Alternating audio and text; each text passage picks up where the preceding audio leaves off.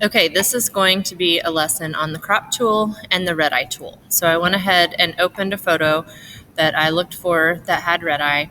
So again, you can click H at any time, and that's going to do the same thing as clicking on the hand tool down here. So I have my 100% fill screen here.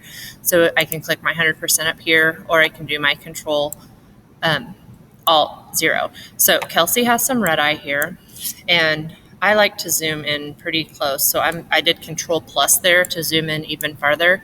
And to get to your red eye tool, you're going to click and hold the spot healing brush and go down to the bottom where it says red eye tool, and then click on their eye. And if you're having to zoom in super far like I am right now, sometimes it makes too much of it fixed, but I think that's okay. So we're going to leave that.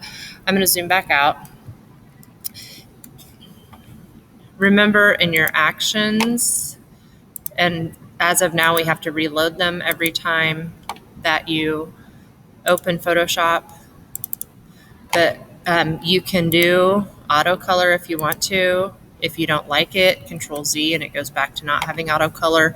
Lighten, if it's really dark, it's probably going to be grainy if you're having to use that, but that's it's okay. Darken, there's one for that also. So if you want to crop a picture, I'm also going to show you the crop tool. I would not crop this picture probably. I'm not sure whose hiney we have in there, but I don't know that I could get rid of the hiney without getting rid of too much other stuff, and it's not bad. In sports, our goal is to have face, and if there's a ball in the sport, also to have the ball.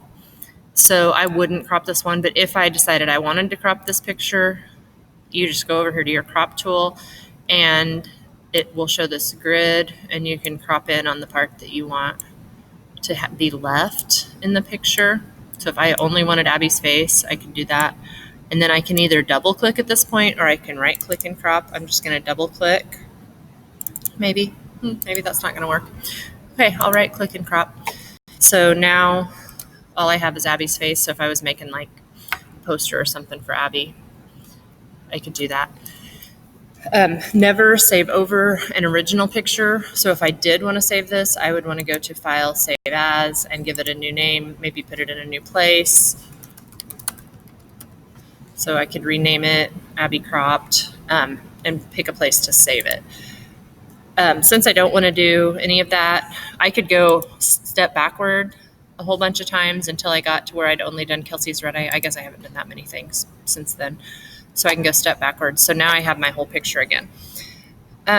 Real quick lesson. I've said some things about rule of thirds to some people, but I haven't ever explained what that means.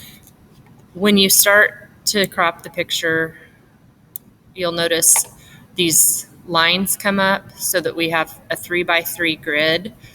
And one of the fundamentals of photography is that your eye is naturally going to be drawn to one of these 4 spots where the lines intersect. And so if it's a posed picture, it's okay if the person's just like smack dab in the middle.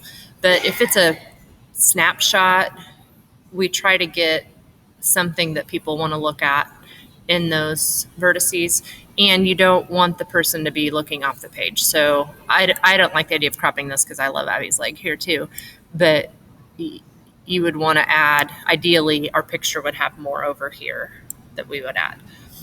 So I am not going to crop this, so I'm going to cancel, or you can just click off and go to another tool. So I'm going to go ahead and click yearbook and save this for the yearbook and for the server, and it disappeared. And that's what I wanted it to do, and that is the end of this video.